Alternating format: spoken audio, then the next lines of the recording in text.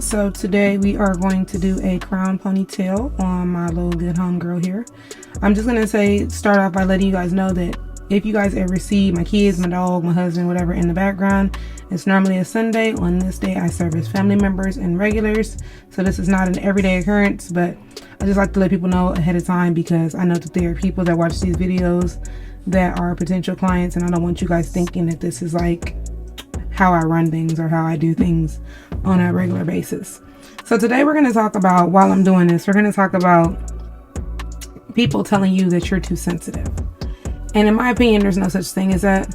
I was watching a video the other day and there was a lady that was speaking on this, and she said, one thing that stuck with me was she said that when people tell you that you're too sensitive, reply back to them, I didn't ask you for your opinion about my sensitivity.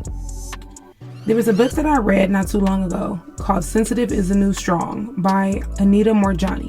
If I can remember, I'll leave it in the description box. But what I love about this book is it talks about how you being an empath is not a bad thing. It's actually a good thing. You just have to learn how to work around it and who to be sensitive to and who to give those feelings to and knowing when to pull your energy away.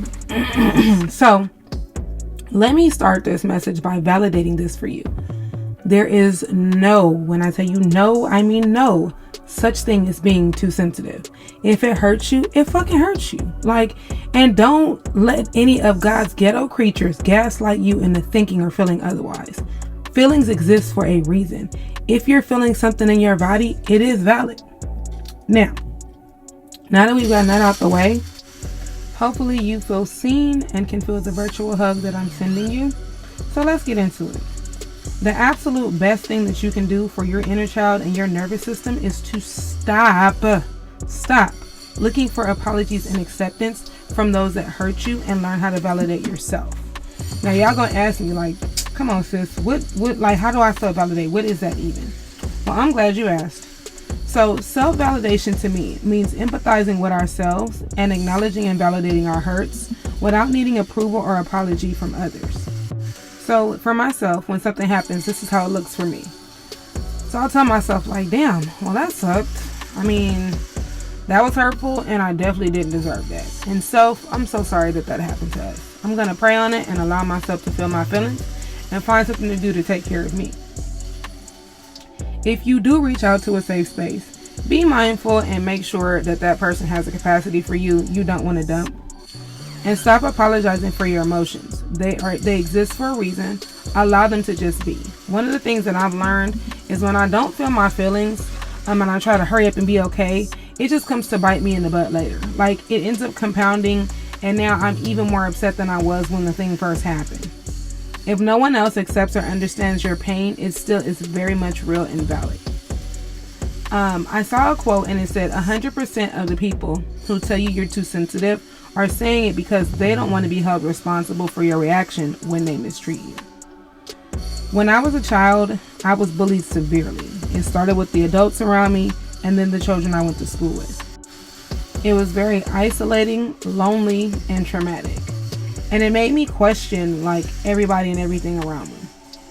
I give my parents grace as they weren't allowed to feel their feelings due to their own generationally passed down traumas. And at this big age, I can't expect them to be to me who they weren't even allowed to be their damn selves, to be honest. Anyway, if the people around you are abusive, it's time to get new people. I don't know how much more simpler to make that. But a lot of the time, those people have gotten so comfortable in mishandling you that it's just easier to start fresh, to be honest with you. Learn to leave people where they have you messed up at.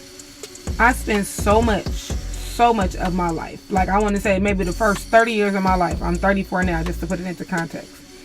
I spent so much of my life trying to prove my worth and value to people that were committed to devaluing me. If no one has told you, these people see you. They just don't want you to see you. So they use gaslighting and abuse to trick your mind into believing that you aren't worried. And lastly, y'all already know what I'm going to say. Go see the lady. As an empath and a highly sensitive person, therapy has helped me realize that a lot of what was triggering me was past experiences that I had just not healed yet. And this is why self-validation is so important. I recently had an incident a couple days ago where there was a misunderstanding with a family member, and I took full accountability for my piece of the misunderstanding, and I apologized. And it's not in them to apologize back. And I had to sit there and I had to let the hurt. Like, I was in the bathroom. I had to cry it out real fast. And, Nick was very loving, and so was my best friend when I reached out to her about it. But I had to sit there with me, and it took me a minute. There's no time limit on healing. And don't let anybody make you feel like that. A lot of the time when people are like, oh, that still bothers you, oh my God, you haven't got over that yet, it's because it bothers them that is bothering you, because they know that what they did to you was wrong. So they'll try to gaslight you into, oh, you're the reason why your feelings are still hurt. No, motherfucker, you hurt me. No, what you said to me was hurtful. No, what you did was hurtful. And I've just had to learn to just accept the apologies that I'll never get, because some people truly are incapable. They really are.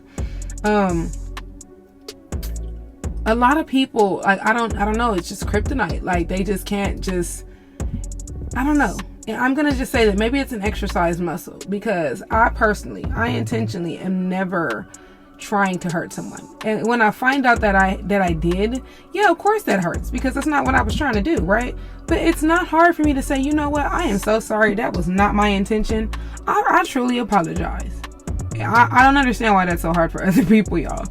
But this family member, y'all, like, laid into me. I'm talking about laid into me all of their frustrations, all of their gripes with me. And in that, I had to give them grace and realize that they weren't even just mad at me. They were just mad at the situation, and probably mad at the other people that have put them in the same spot or the same position. And this is where, like, setting boundaries come in as well, because once we talked about it, I let it be known. Like, I understand that you're upset. I do, hold myself accountable, because I should have done this and I should have done that. But I did not deserve how you spoke to me. I don't like how you got at me. That person was just like, well, if you wouldn't have did this, I wouldn't have did this. Y'all, sometimes though, people like that, you got to just accept people for who they are. And that doesn't mean that you got to necessarily deal with it or put up with it, right? Because I was telling my best friend, I said, when this situation happened, something in me changed. And I think a big part of that also was me validating myself and saying, that shit hurt. That wasn't cool. This is something that this person has been doing to me my entire life. I remember them treating me like this more times than I remember them not. You know what I mean? And this is a person, I spoke about it in another video.